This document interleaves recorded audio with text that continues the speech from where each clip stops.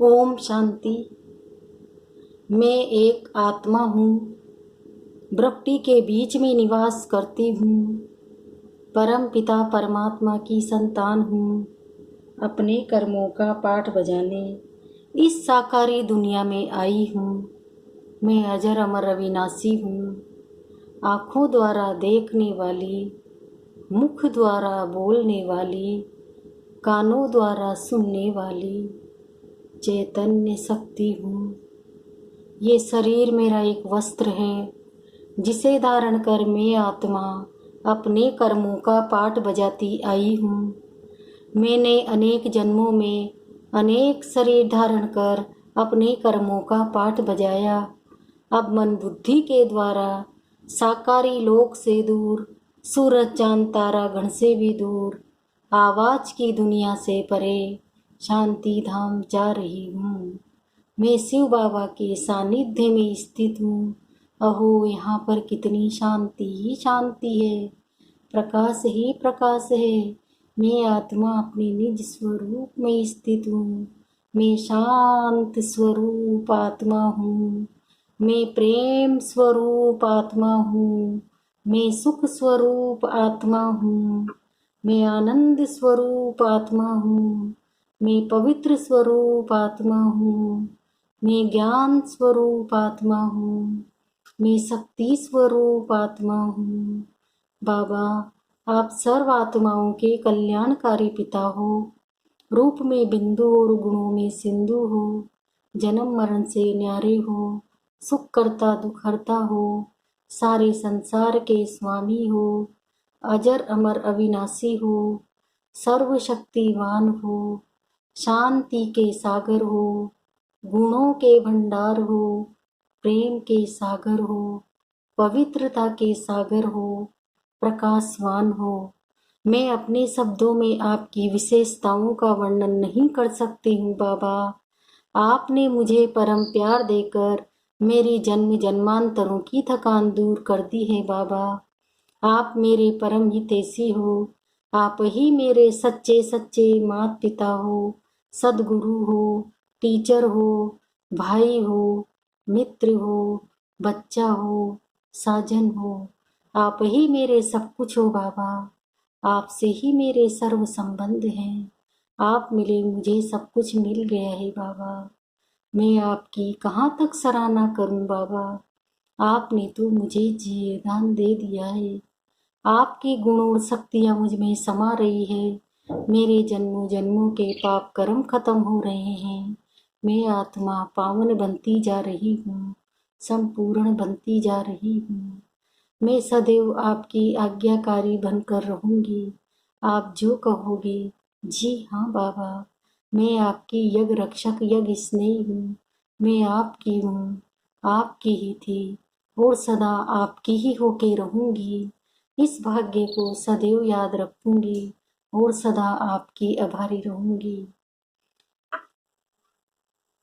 अब मैं आत्मा गुणों और शक्तियों से भरपूर होकर वापस साकारी लोक में जा रही हूँ। विश्व की सर्व आत्माओं का कल्याण हो, कल्याण हो, कल्याण हो। सबको सुख मिले, शांति मिले, आनंद मिले। सबको आपका परिचय मिले बाबा, आपका ज्ञान मिले। हर आत्मा आपके वर्षे की अधिकारी बने। संसार सुखमय बनता जा रहा है। प्रकृति के पांचों तत्व शुद्ध सतोगुणी बनते जा रहे हैं। सबके विकार दूर हो रहे हैं। सब निरोगी हो रहे हैं।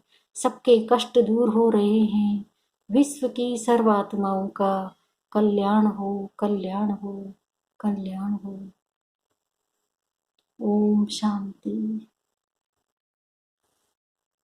आज 11 जून की मुरली है। बाबा ने कहा, मीठे बच्चे, यह रुद्र ज्ञान यज्ञ स्वयं रुद्र भगवान ने रचा है। इसमें तुम अपना सब कुछ स्वाहा करो, क्योंकि अब घर चलना है। प्रश्न है, संगम युग पर कौन सा वंडरफुल खेल चलता है? उत्तर है, भगवान के रचे हुए यज्ञ में ही असुरों के विघ्न पड़ते हैं। यह भी संगम पर ही वंडरफुल खेल चलता है। ऐसा यज्ञ भी सारे कल्प में नहीं रचा जा सकता है। यह है राजस्व अश्वमेघ यज्ञ। स्वराज्य पाने के लिए इसमें ही विघ्न पड़ते हैं। जो ज्ञान में नहीं है वो लोग फिर विघ्न डालते हैं। इसलिए बाबा ने कहा है असुरों के विघ्न पड़ते हैं। ओम शांति। तुम यहाँ बैठे हो, इनको स्कूल अथवा यूनिवर्सिटी भी कह सकते हो, विश्वविद्यालय जिसकी ईश्वरीय ब्रांचेज है। बाप ने बड़े ते बड़ी यूनिवर्सिटी खोली है, शास्त्रों में रुद्र यज्ञ नाम लिख दिया है। इस समय तुम बच्चे जानते हो शिव बाबा ने ये पाठशाला अथवा यूनिवर्सिटी खोली है। ऊंच ते ऊंच बाप पढ़ाते हैं। ये तो बच्चों की बुद्धि में याद रहना चाहिए। भगवान हमको पढ़ाते हैं, उनका ये यज्ञ रचा हुआ है। इसका नाम भी बाला है। स्वर अश्व राजस्व अश्वमेघ रुद्र ज्ञान यज्ञ। राजस्व अर्थात स्वराज्य के लिए, अश्वमेघ ये जो कुछ भी देखने में आता है उन सबको स्वाहा कर रहे हैं। शरीर भी स्वाहा हो जाता है, आत्मा तो स्वाहा हो नहीं सकती। सब शरीर स्वाहा हो जाएंगे, बाकी आत्माएं वापस भागेगी। ये है संगम युग। बहुत आत्माएं भागेगी, बाकी शरीर खत्म हो जाएंगे। ये सब ड्रामा है, तुम ड्रामा के वश चल रहे हो। बाप कहते हैं हमने राजस्व यज्ञ रचा है, ये भी ड्रामा प्लान अनुसार रचा गया है। ऐसे नहीं कहेंगे कि मैंने यज्ञ रचा है। ड्रामा प्लान अनुसार तुम बच्चों को पढ़ाने के लिए कल्प पहले मुआफिक ज्ञान यज्ञ रचा गया है। मैंने रचा है, ये भी अर्थ नहीं निकलता है। ड्रामा प्लान अनुसार रचा गया है, कल्प कल्प रचा जाता है। ये ड्रामा बना हुआ है। ड्रामा प्लान अनुसार एक ही बार यज्ञ रचा जाता है, ये कोई नई बात नहीं है। अभी बुद्धि में बैठा है। बरोबर 5000 वर्ष पहले भी सतयुग था। अब चक्र फिर रिपीट हो रहा है, फिर से नई दुनिया स्थापन हो रही है। तुम नई दुनिया में स्वराज्य पाने के लिए पढ़ रहे हो। पवित्र भी जरूर बनना है, बनते भी वही है जो ड्रामा अनुसार कल पहले बने थे, अभी भी बनेंगे। साक्षी हो ड्रामा को देखना होता है और फिर पुरुषार्थ भी करना होता है। बच्चों को मार्ग भी बताना है। मुख्य बात है पवित्रता की। बाप को बुलाते ही हैं कि आओ पवित्र बनाकर हमको इस छीछी दुनिया से ले जाओ। बाप आए ही घर ले जाने के लिए। बच्चों को पॉइंट्स तो बहुत दी जाती है। मुख्य बात फिर भी बाप कहते हैं मन मना भव। पावन बनने के लिए बाप को याद करते हैं, ये भूलना नहीं चाहिए। जितना याद करेंगे उतना फायदा होगा। चार्ट रखना चाहिए, नहीं तो फिर पिछाड़ी में फेल हो जाएंगे। बच्चे समझते हैं हम ही सतो प्रधान थे। नंबरवार पुरुषार्थ अनुसार जो ऊंच बनते हैं उनको मेहनत भी जास्ती करनी पड़ेगी, याद में रहना पड़ेगा। ये तो समझते हो। बाकी थोड़ा समय है, फिर सुख के दिन आने हैं। बरोबर हमारे अथा सुख के दिन आने हैं। बाप एक ही बार आते हैं, दुख धाम खलास कर अपने सुख धाम ले चलते हैं। तुम बच्चे जानते हो अभी हम ईश्वरी परिवार में हैं, फिर देवी परिवार में जाएंगे। इस समय का ही गायन है। ये संगम युगी पुरुषोत्तम ऊंच बनने का युग है। तुम बच्चे जानते हो हमको बेहद का बाप पढ़ा रहे हैं, फिर आगे चल सन्यासी लोग भी मानेंगे। ये भी समय आएगा ना। अभी तुम्हारा प्रभाव इतना नहीं निकल सकता। अभी राजधानी स्थापन हो रही है, टाइम पड़ा है। पिछाड़ी में ये सन्यासी आदि भी आकर समझेंगे सृष्टि का चक्र कैसे फिरता है। ये नॉलेज कोई में है नहीं। ये भी बच्चे जानते हैं पवित्रता पर कितने विघ्न पड़ते हैं, अबलाओं पर अत्याचार होते हैं। द्रौपदी ने पुकारा है ना। वास्तव में तुम सब द्रौपदियां सीताएं पार्वतियां हो। याद में रहने से अबलाएं कुब्जाएं भी बाप से वर्षा पा लेती है। याद में तो रह सकती है ना। भगवान ने आकर यज्ञ रचा है, इसमें कितने विघ्न पड़ते हैं, अभी भी विघ्न पड़ते रहते हैं। कन्याओं को जबरदस्ती शादी कराते हैं, नहीं तो मारकर निकाल देते हैं। इसलिए पुकारती हैं हे पतित पावन आओ। तो जरूर उनको रथ चाहिए जिसमें आकर पावन बनाए। गंगा के पानी से पावन नहीं बनेंगे, बाप ही आकर पावन बनाए, पावन दुनिया का मालिक बनाते हैं। तुम देखते हो इस पतित दुनिया का विनाश सामने खड़ा है। क्यों न बाबा का बन जाए, स्वाह हो जाए। पूछते हैं स्वाह कैसे हो, ट्रांसफर कैसे करें। बाबा कहते हैं, बच्चे तुम इस साकार बाबा को देखते हो ना, ये खुद करके सिखा रहे हैं। जैसा कर्म हम करेंगे हमको देख और करेंगे। बाप ने इनसे कर्म कराया ना, सारा यज्ञ में स्वाहा कर दिया। स्वाहा होने में कोई तकलीफ थोड़ी है। यह न बहुत साहूकार न गरीब था, साधारण था। यज्ञ रचा जाता है तो उसमें खान पान की सब सामग्री चाहिए ना। यह है ईश्वरीय यज्ञ। ईश्वर ने आकर इस ज्ञान यज्ञ की स्थापना किए, तुमको पढ़ाते हैं। इस यज्ञ की महिमा बहुत भारी है। ईश्वरीय यज्ञ से ही तुम्हारी शरीर निर्वाह होता है। तो अपने को अर्पणमय समझते हैं, हम तृष्टि हैं। ये सब कुछ ईश्वर का है। हम शिव बाबा के यज्ञ से भोजन खाते हैं।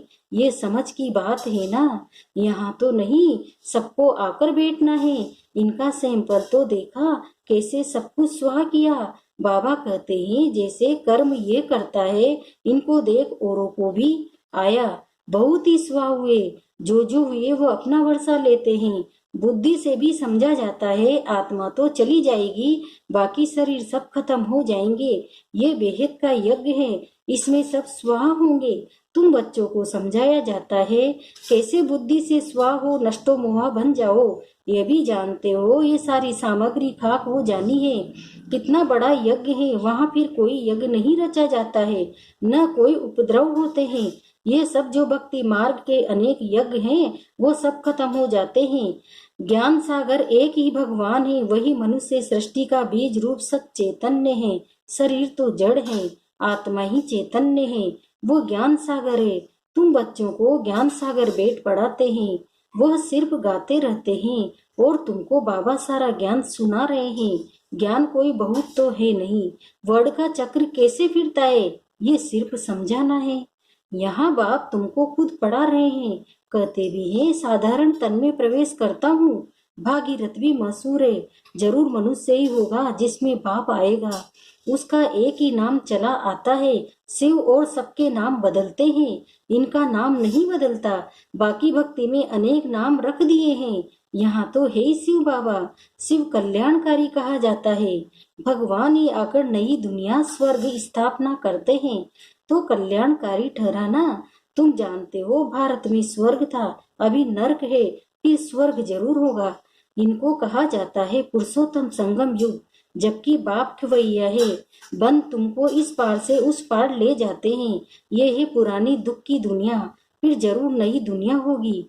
ड्रामा अनुसार जिसके लिए तुम अभी पुरुषार्थ करते हो, बाप की याद ही घड़ी घड़ी भूल जाती है। इसमें है मेहनत। बाकी तुमसे जो विकर्म हुए हैं, उनकी सजा कर्म भोग के रूप में भोगनी ही पड़ती है।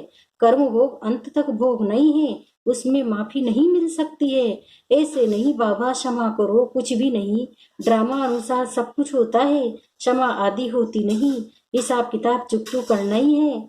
तमो प्रधान से सतो प्रधान बनना है, इसके लिए श्रीमत भी मिलती है। श्री श्री शिव बाबा की श्रीमत से तुम श्री बनते हो। ऊंच से ऊंच बाप तुमको ऊंच बनाते हैं। तुम अभी बन रहे हो, अभी तुमको स्मृति आई है। बाबा कल्प कल्प आकर हमको पढ़ाते हैं। आधा कल्प उनकी प्रारब्ध मिलती है। सृष्टि चक्र कैसे फिरता है, उस नॉलेज की दरकार नहीं रहती।